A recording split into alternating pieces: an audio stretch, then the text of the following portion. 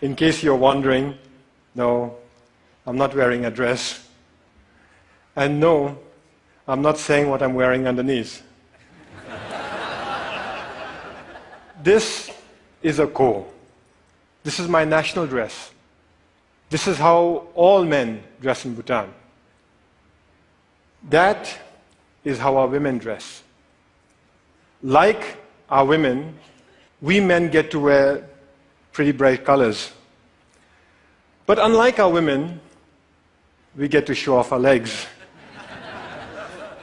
Our national dress is unique. But this is not the only thing that's unique about my country. Our promise to remain carbon neutral is also unique. And this is what I'd like to speak about today, our promise to remain carbon neutral. But before I proceed, I should set you the context. I should tell you our story. Bhutan is a small country in the Himalayas. We've been called Shangri-La, even the last Shangri-La. But let me tell you right off the bat, we are not Shangri-La. My country is not one big monastery populated with happy monks. The reality is that there are barely 700,000 of us, sandwiched between two of the most populated countries on earth, China and India. The reality is that we are a small, underdeveloped country doing our best to survive. But we are doing okay. We are surviving. In fact, we are thriving. And the reason we are thriving is because we've been blessed with extraordinary kings.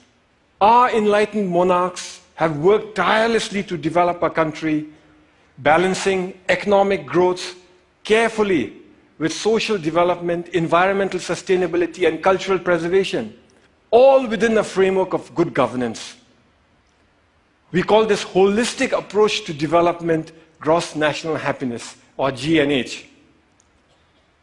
Back in the 1970s, our first king famously pronounced that for Bhutan, gross national happiness is more important than gross national product.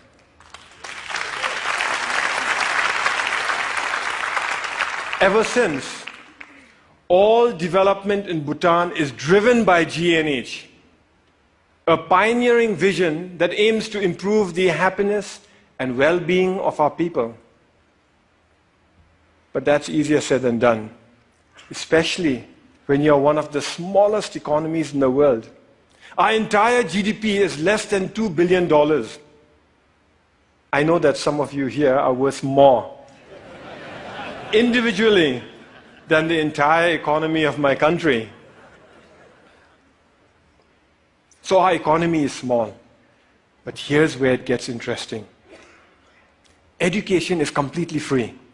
All citizens are guaranteed free school education, and those that work hard are given free college education. Healthcare is also completely free. Medical consultation, medical treatment, medicines, they're all provided by the state.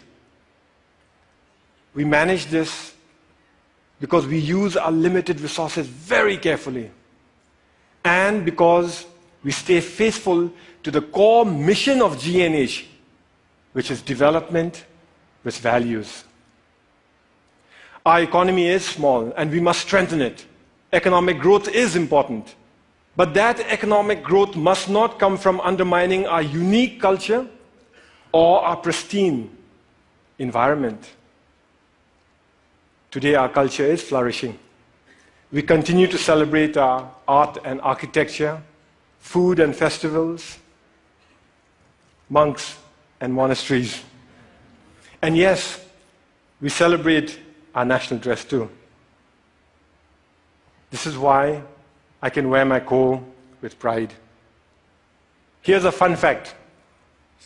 You're looking at the world's biggest pocket. It starts here, goes round the back, and comes out from inside here. In this pocket, we store all manner of personal goods, from phones and wallets to iPads, office files, and books. But sometimes even precious cargo. So our culture is flourishing, but so is our environment. 72% of my country is under forest cover.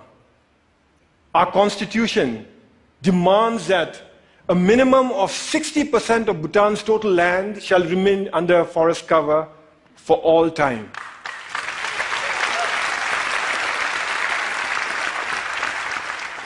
Our constitution, this constitution, imposes forest cover on us. Incidentally, our king used this constitution to impose democracy on us. You see, we, the people, didn't want democracy. We didn't ask for it. We didn't demand it. And we certainly didn't fight for it. Instead, our king imposed democracy on us by insisting that he include it in the constitution. But he went further. He included provisions in the constitution that empower the people to impeach their kings, and included provisions in here that require all our kings to retire at the age of 65. Fact is, we already have a king in retirement. Our previous king, the Great Fourth, retired 10 years ago at the peak of his popularity. He was all of 51 years at that time. So as I was saying, 72% of our country is under forest cover. And all that forest is pristine. That's why we are one of the few remaining global biodiversity hotspots in the world. And that's why we are a carbon neutral country. In a world that is threatened with climate change, we are a carbon neutral country. Turns out it's a big deal. Of the 200 odd countries in the world today, it looks like we are the only one that's carbon neutral. Actually, that's not quite accurate. Bhutan is not carbon neutral. Bhutan is carbon negative. Our entire country generates 2.2 million tons of carbon dioxide. But our forests, they sequester more than 3 times that amount. So we are a net carbon sink for more than 4 million tons of carbon dioxide each year. But that's not all. We export most of the renewable electricity we generate from our fast-flowing rivers. So today, the clean energy that we export offsets about 6 million tons of carbon dioxide in our neighborhood. By 2020, we'll be exporting enough electricity to offset 17 million tons of carbon dioxide. And if we were to harness even half our hydropower potential, and that's exactly what we're working at, the clean, green energy that we export would offset something like 50 million tons of carbon dioxide a year. That is more CO2 than what the entire city of New York generates in 1 year. So inside our country, we are a net carbon sink. Outside, we are offsetting carbon. And this is important stuff. You see, the world is getting warmer. And climate change is a reality. Climate change is affecting my country. Our glaciers are melting, causing flash floods and landslides, which in turn are causing disaster and widespread destruction in our country. I was at that lake recently. It's stunning. That's how it looked 10 years ago. And that's how it looked 20 years ago. Just 20 years ago, that lake didn't exist. It was a solid glacier. A few years ago, a similar lake breached its dams and wreaked havoc in the valleys below. That destruction was caused by one glacial lake. We have 2,700 of them to contend with. The point is this: my country and my people have done nothing to contribute to global warming. But we are already bearing the brunt of its consequences. And for a small, poor country, one that is landlocked and mountainous, it is very difficult. But we are not going to sit on our hands doing nothing. We will fight climate change. That's why we have promised to remain carbon neutral.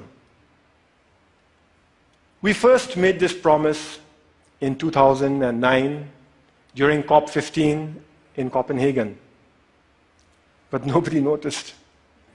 Governments were so busy arguing with one another and blaming each other for causing climate change that when a small country raised our hands and announced, we promise to remain carbon neutral for all time, nobody heard us.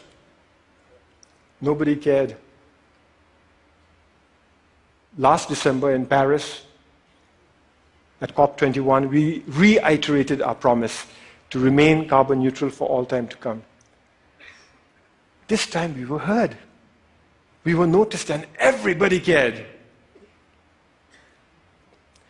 What was different in Paris was that governments came around together to accept the realities of climate change and were willing to come together and act together and work together. All countries, from the very small to the very large, committed to reduce their greenhouse gases emissions. The UN Framework Convention for Climate Change says that if these so-called intended commitments are kept, we'd be closer to containing global warming by 2 degrees Celsius.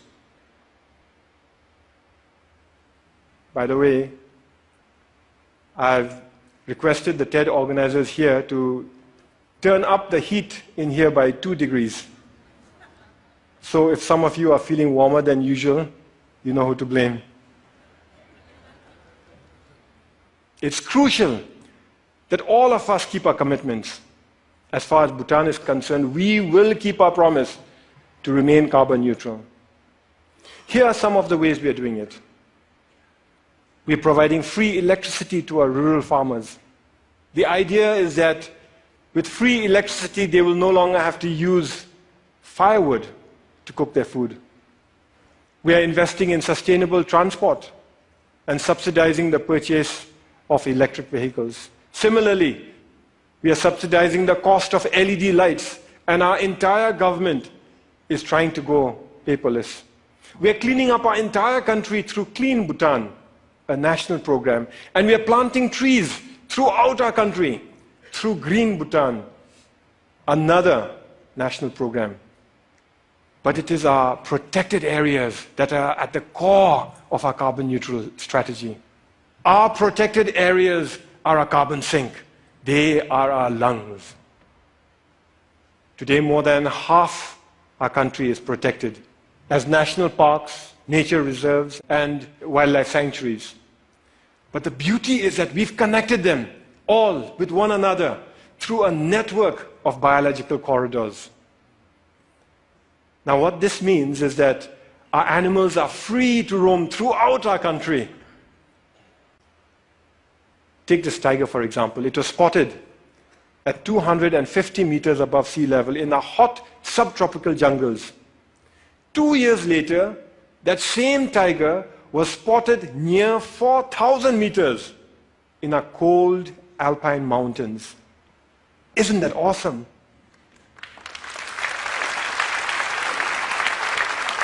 We must keep it that way.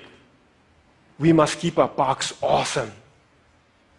So every year we set aside resources to prevent poaching, hunting, mining, and pollution in our parks, and resources to help communities who live in those parks manage their forests, adapt to climate change, and lead better lives while continuing to live in harmony with Mother Nature. But that is expensive. Over the next few years, our small economy won't have the resources to cover all the costs that are required to protect our environment. In fact, when we run the numbers, it looks like it'll take us at least 15 years before we can fully finance all our conservation efforts. But neither Bhutan nor the world can afford to spend 15 years going backwards. This is why His Majesty the King started Bhutan for Life. Bhutan for Life gives us the time we need.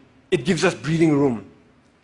It is essentially a funding mechanism to look after our parks, to protect our parks till our government can take over on our own fully. The idea is to raise a transition fund from individual donors, corporations, and institutions. But the deal is closed only after predetermined conditions are met and all funds committed. So multi-party, single closing, an idea we borrowed from Wall Street. This means that individual donors can commit without having to worry that they'll be left supporting an underfunded plan. It's something like a Kickstarter project, only with a 15-year time horizon and millions of tons of carbon dioxide at stake. Once the deal is closed, we use the transition fund to protect our parks, giving our government time to increase our own funding gradually till the end of the 15-year period. After that, our government guarantees full funding forever. We're almost there. We expect to close later this year. Naturally, I'm pretty excited.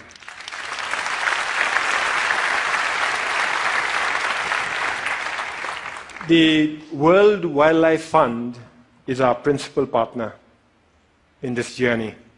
And I want to give them a big shout out for the excellent work they're doing in Bhutan and across the world. Whew, it is getting warm in here.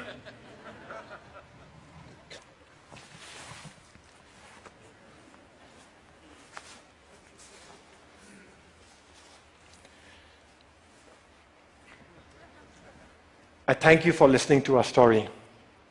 A story of how we are keeping our promise to remain carbon neutral.